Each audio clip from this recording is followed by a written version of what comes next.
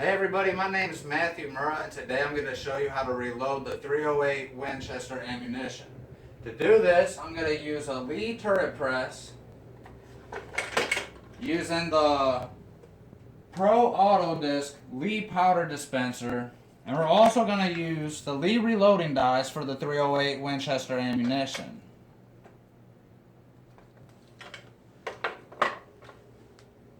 The case prep work is going to be done using the L.E. Wilson case trimmer. This one has a micrometer on it.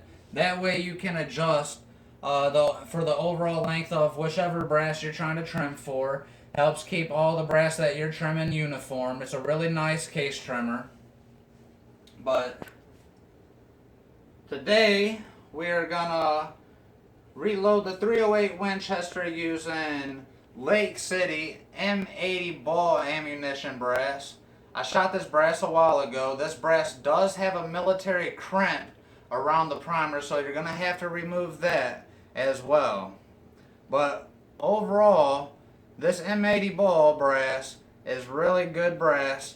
But what you're going to do is you're going to lube up this case using something like this Imperial sizing die wax. It's a little tub, but this little tub has got me a little over 1,000 rounds. And all you do is stick the case mouth down into the wax. And when you raise it up, you'll usually have a little bit of that wax on the rim of the case. You just rub that around the brass. Because when you go to resize this brass, if you do it without lubing the brass, it could get stuck. And if the case gets stuck, it's going to be really hard to get out.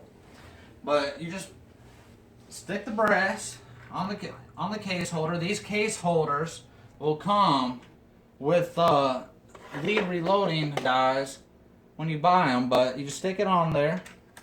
You put your brass right there, and you raise it up into the resizing die. And when you stick it up there, it's also going to knock out the old primer, and it's going to send it down here. This is a full-length resizing die. You can get neck sizing dies. I'm using I prefer the full-length sizing dies, so that's why I'm using it. But there you see, it's knocked out the old primer. The brass has now been full-length resized, and you need to see if this brass is within the overall length recommended for the .308 Winchester brass. And you can see that this brass overall length should not exceed 2 15/1000ths of an inch. To check that, you can use something like these Frankfurt Arsenal digital calipers and turn these on. Stick your brass in there. And as you can see, this is 2.020. So 2 20/20ths of an inch. That is over the overall length recommended by the Modern Reloading 2nd edition Richard Lee Reloading Handbook. So what we're going to do is we're going to trim it down. Now, hopefully this is still set correctly. We're about to find out. But all you do is you stick the case in the L.E. Wilson case holder, place it on top of the L.E. Wilson case trimmer. Turn this little handle, which will shave your brass down or trim it down to whatever length you set it to. That's what it looks like, but just give it a couple turns. And you take those digital calipers again, and you should have 2.015. That is exactly what it says in the book. So now that you got your brass at the proper length, you trimmed it to the proper length, I would highly recommend getting something like this.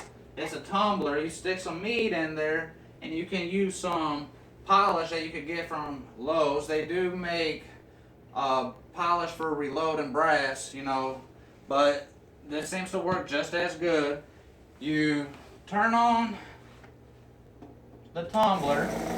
It's a little loud, but once it gets going, you can drop some of this polish inside there, just a few drops, and you throw your brass inside there, and it'll clean it up real nice.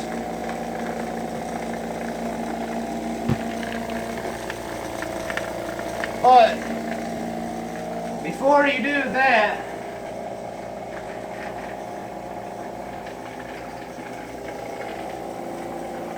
to remove the military crimp, I like to use the L.E. Wilson deburring tool. This is the 17 to 45 caliber deburring tool.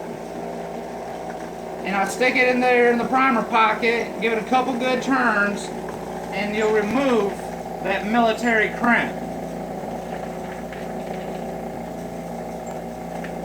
Don't overdo it or anything, but this seems to work pretty good. If you like, L.E. Wilson does make military crimp removers, but I'm telling you, I've done thousands of rounds. I've never had any issues. I've never had a primer fall out or anything. So this deburring tool will work just as good, I think, to remove that military crimp. As you can see, there's some carbon built up in that primer pocket, possibly. I don't know if the camera can catch it, but there's some carbon built up in there, and you can remove that with you know, any little screw or anything. You just stick it in there and ring that primer pocket, get that old carbon out, or as much of it as you can, and you can deburr and chamfer the case mouth real easily with a couple good turns, 3 to 4 I say. Do not put too much pressure into this. You'll tear up the case mouth. It doesn't take a lot of pressure. About 3 or 4 good little turns on the outside, and the case has now been deburred and chamfered.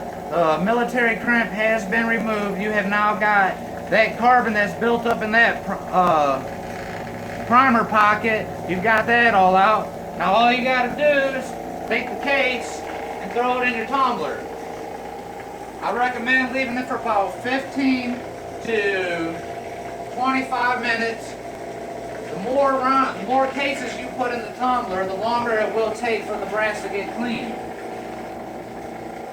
But after you let that go for a little bit, they come with a little top to help you strain out the meat, and it'll catch the brass, and after that, you'll have to clean out the inside of the case. To clean out the inside of the case, I just take a little rifle brush, stick it inside, and also have something that you may need to push the meat down the little hole inside the primer pocket. You don't want anything in there clogging that little hole, but clean the case out real good. And once you got them all clean, you should be ready to go. I like to also tell you, it's really important to make sure that your brass is of the same manufacturer. You don't want to have different brass when you're trying to reload your ammunition unless you're just plinking. If you have any intention of trying to make some pretty accurate or reliable ammunition, you want the same manufacturer of the same brass, and you want them to all be the same length. Well, now that we got the same brass and they're all the same length, they've all been deburred and chamfered, they all had their military crimp removed, all the primer pockets have now been cleaned, we are ready to put in a new primer. I'm going to be using the Winchester primers. These are large rifle primers. That's what's required for the 308 Winchester. As you can see, it says large rifle primers, so don't get confused. They do have small rifle primers out there, so make sure you get the right ones. And this right here is the Lee Ergo Prime. This makes priming your brass a whole lot easier than the other way I was doing it, but we won't even talk about that. I'm gonna just show you real quick. Here's the brass. So you stick your brass on there, squeeze this little handle, release, and there you go. You got a new primer and your brass. I'm gonna go ahead and do 5 308 Winchester rounds for you, and hopefully this will help you if you are new to reloading. But there you go. We got 2 more.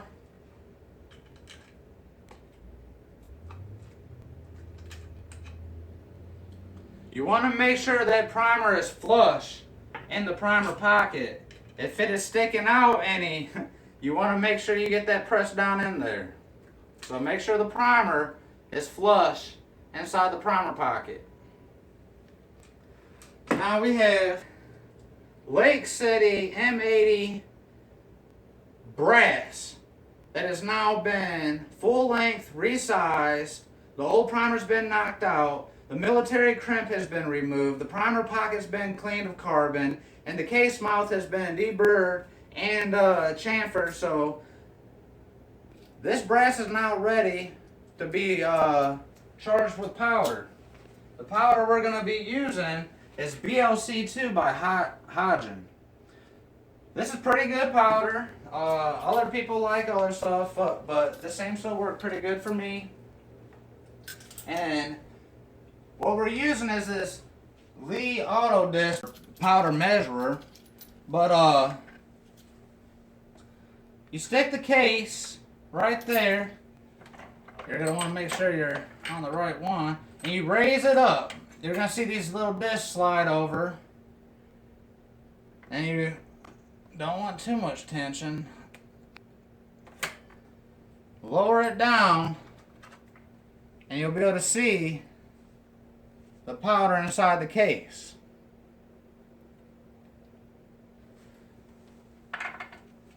The powder is measured by volume. So if you want to be able to adjust your powder measure, you're going to want to get something like the Lee Perfect powder measurer.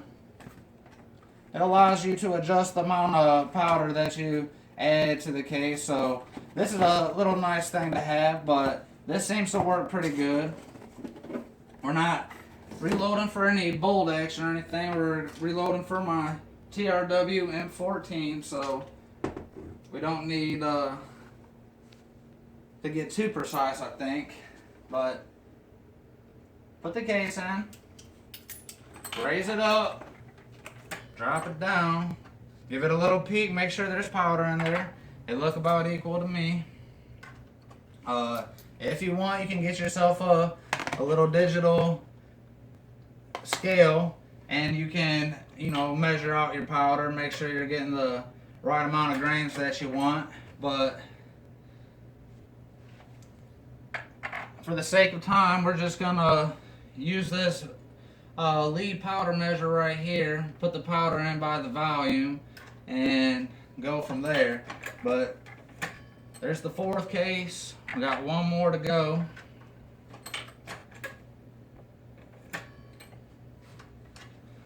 There you have it. There's 5 cases that have now got BLC2 inside there, and they are now ready for a bullet. The bullets that I'm using are the Hornady Match 308 bullets. These are 168 grain bolt tail hollow points. I've shot these out of my Remington 1903A3, my Springfield M1 Grand, this TRW M14, and from barrels with a 1 in 12 twist to barrels with a 1 in 10 twist. These Hornady 168 grain hollow point bolt tail match bullets seem to shoot really well out of all of them. But what I'm going to do is just place a bullet on each one. Let me get a couple out of here. This is what the bullets look like in the bag. But place them on top.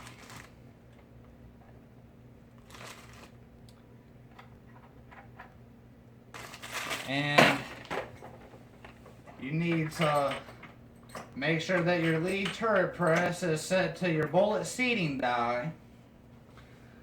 And you stick your case with the bullet sitting on top right there, and you raise it up into your bullet seating die. Push all the way down. You don't have to push too hard or anything. And you use your digital calipers to make sure that the overall length of the round is within the proper length of the .308 Winchester ammunition. And you can check your book, and it says here that the overall length of the .308 ammunition should be 2 81/100ths of an inch, so 2.81. Using these digital calipers, we can check to see if we're within that overall length. And there you go, 2.810. So, like I said, when you're reloading, it's very important to make sure that you're using the same brass and that the brass are all the same length. That way, when you're seating these bullets, the overall length should be just this one right here. Look right here. This one is just a little bit over 2.811. We're not going to worry about that right now. We'll just set that one to the side. We'll do the next one. That brass was probably just a little bit different length than the last one. This is a 2.811 as well. Set that one right there. Oops. Let me get that real quick. Drop the bullet. But set that bullet on top. Raise it up there. Check the overall length.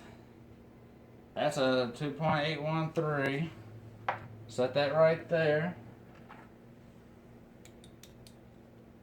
Oops, we're going to seat that one. Let's seat that real quick. There we go. Let's check this one. So a 2.811. All you got to do is slightly turn your bullet seating die over a little bit. Replace the round. Send it up.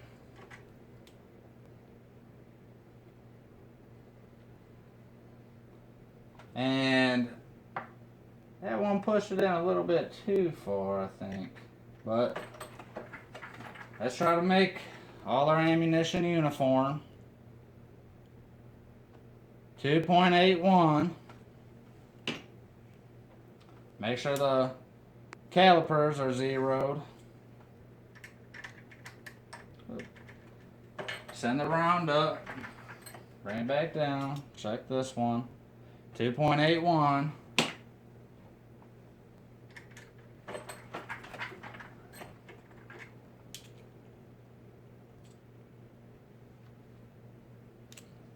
This one needs to come down just a tad.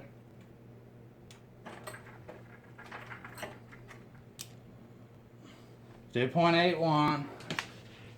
And so once you got all your rounds to the same overall length, we're using what's recommended in the Modern Reloading 2nd Edition Richard Lee Reloading book, and they're saying 2 81/100ths of an inch. So that's where we're at. Once you get there, you're ready to crimp it. All the crimp does is basically make the mouth of the case a little bit tighter around the bullet. And some people do it, some people don't. I'd say if you're shooting a semi-automatic rifle, you should probably crimp your ammunition, but if you're shooting out of a bolt action, I hear a lot of people say that they don't crimp their brass or their bullets, and they seem to like it. But like I said, we're shooting out of a TRW M14 semi-automatic rifle, so we're gonna crimp this ammunition, and that's all that's to it. Reloading does take a little bit of time. It can be a little bit time consuming. As you see, I got a TV right here. We don't have it on so you can kind of hear me and so I'm not distracted, but there you have it. There's 5 rounds of .308 Winchester ammunition that was once fired and is now ready to be shot again. If you have any questions, please let me know. If you like the video, please subscribe, and thank you for watching. Have a good one.